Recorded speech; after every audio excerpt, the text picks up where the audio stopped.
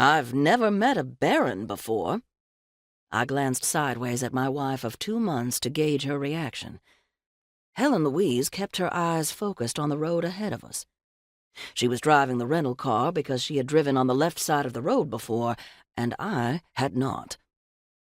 "There's nothing grandiose about Uncle Finn because he's a baron," she said. "Not like he's a viscount or an earl. You won't be required to bow or kiss his ring."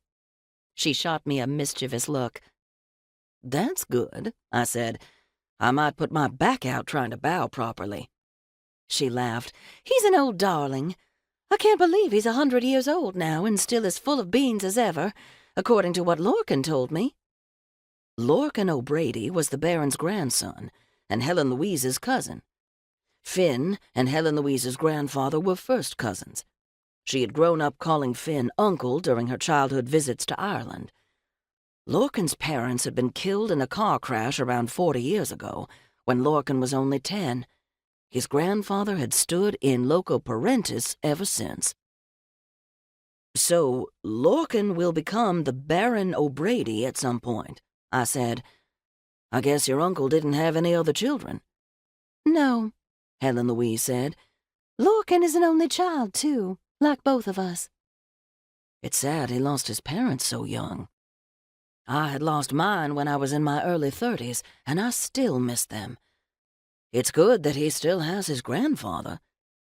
My paternal grandparents had died during my childhood." Helen Louise nodded. Her parents had been gone for nearly 15 years. When her mother died, her dad grieved himself to death, according to my wife. From the back seat came a loud warble that I interpreted as interrogative. "How much longer before we get there?" I asked. "Less than half an hour, I think," she replied. I turned my head to address my Maine Coon cat, Diesel. "It won't be much longer, old man. Then you'll have a castle and its grounds to explore." Diesel warbled again. I would have sworn he sounded excited. I could see my wife grinning as she focused on the road ahead. She had done the research and taken care of the preparations to bring Diesel with us.